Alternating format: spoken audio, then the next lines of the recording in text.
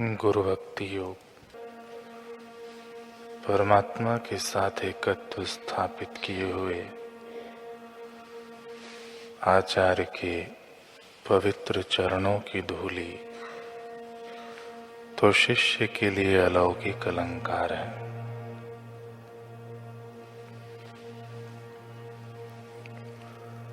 गुरु सेवा का एक भी दिन चूकना नहीं, किसी भी प्रकार के पंगु बहाने बनाना नहीं।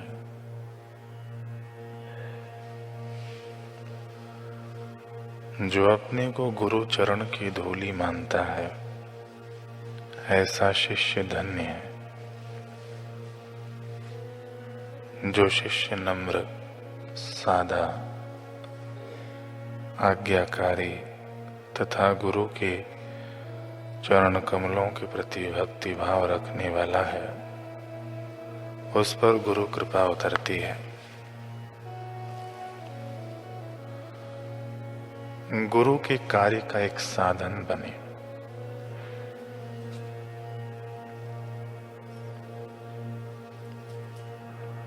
जो गुरु विशेषज्ञ हों, उनके मार्गदर्शन में आसन, प्राणायाम, ध्यान आदि सीखो।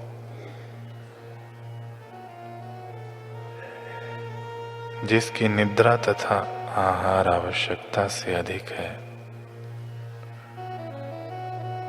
वह गुरु की रुचि के मुताबिक उनकी सेवा नहीं कर सकता।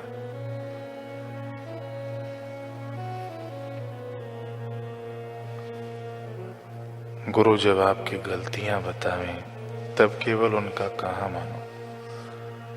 आपका कार्य उचित है, ऐसा बचाव मत करो।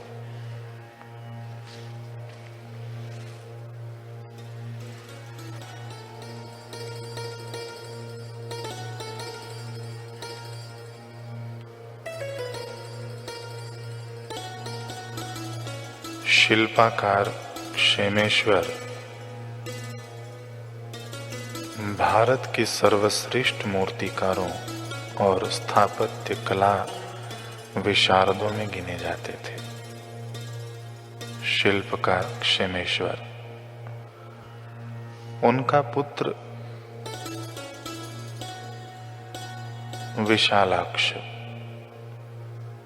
विशालाक्ष बचपन से ही मूर्ति कला में अनुपम प्रतिभा रखता था।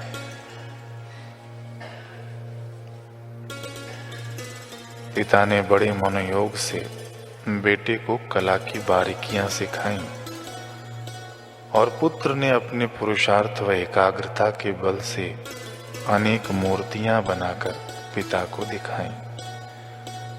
पिता ने ही गुरु का काम किया। मूर्तियों को देखने वाले सारे दर्शक प्रशंसा करते नहीं आगाते, परंतु पिता क्षेमेश्वर उनमें कोई न कोई कमी निकाल लेते। विशालाक्ष पुनः कड़ी मेहनत करता व मूर्तियों में कोई कमी न रह जाए, इसकी पूरी सावधानी रखता। लेकिन पिता क्षेमेश्वर फिर से मूर्तियों में कुछ न कुछ त्रुटि निकाल देते।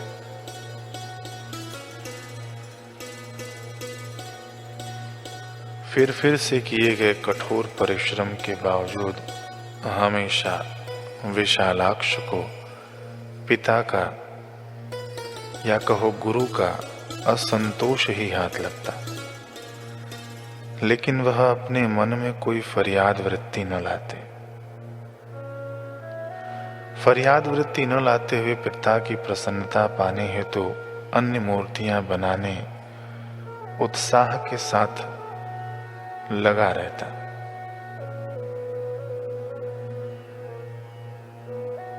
एक बार क्षेमेश्वर को कर्नाटक के महाराज का बुलावा उनके निर्माणाधीन मंदिर के दरवाजा, गोपुर और मूर्तियां बनाने हेतु आया, तो वे अपने पुत्र के साथ मंदिर सजाने में लग गए। मंदिर जैसे ही बनकर तैयार हुआ, महाराज स्वयं देखने के लिए आए और विशालाक्ष द्वारा बनाई गई कलाकृतियों को देख के मंत्रमुग्ध हो गए। मंदिर की प्रतिष्ठा वाले दिन भरे राज दरबार में विशालाक्ष को राज्य शिल्पी का सर्वोच्च सम्मान दिया गया। विशालाक्ष ने अपना वह सम्मान अपने पिता के चरणों में रख दिया। पिताश्री, मेरे लिए यह सम्मान बड़ी वस्तु नहीं है।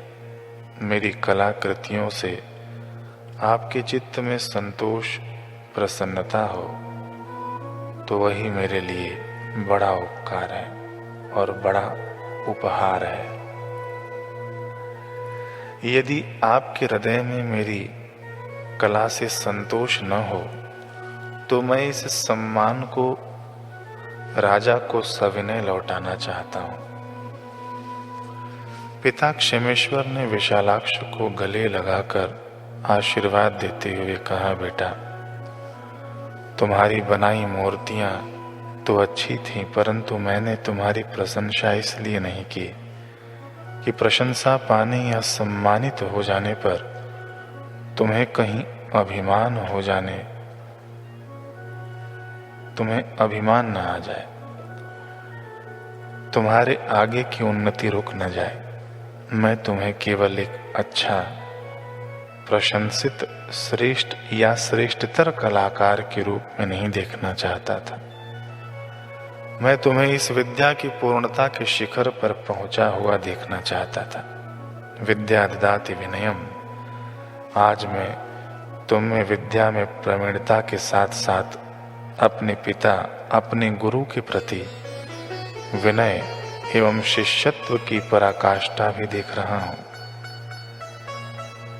हे वत्स, हे पुत्र, जो लोगों की प्रशंसा एवं लौकिक सम्मान के भुलावे में आकर हितैषी गुरु की प्रसन्नता का ख्याल नहीं रखता अथवा उनके द्वारा अपनी कमी बताए जाने पर उनके प्रति द्वेष या तिरस्कार का भाव रखता है एवं उनके प्रति सम्मान व निष्ठा को खो देता है, उसकी विद्या आखिर में उसे आत्मसंतोष, आत्मतृप्ति एवं कृत्यता की अनुभूति नहीं दे पाती। गुरु के संतोष मात्र से सीखी हुई विद्या एवं समस्त कार्य सफल एवं पूर्णता को प्राप्त हो जाते हैं। आकल्प जन्म कोटि नाम यज्ञ व्रत तपः क्रिया ताः सर्वा सफला देवी गुरु संतोष मात्रता। और वत्स, तुम्हारे प्रति मेरे आज तक के व्यवहार को मेरे अपनत्व का प्रतीक मानकर तुमने सात्विक श्रद्धा का परिचय दिया तथा निरंतर और भी उत्साह व लगन के साथ प्रयास करते रहे। इसका परिणाम है कि आज तुम उन्नति के शिखर पर पहुंच गए हो और गुरु के प्रति प्रेम, विनम्रता का यह सद्गुण तुम्हें उस ऊंचाई पर बनाए भी रखेगा। विशालाक्ष गदगद होकर पिता के चरणों में झुक गया। शास्त्रों में आता है कि पित्रा प्रताड़ितः पुत्रः शिष्योऽपि गुरुणा तथा स्वर्णम स्वर्णकारेण भूषणम चैव जायते। पिता के द्वारा डांटा गया पुत्र, गुरु के द्वारा डांटा गया शिष्य तथा सुनार के द्वारा पीटा गया सोना, ये सब आभूषण ही बनते हैं।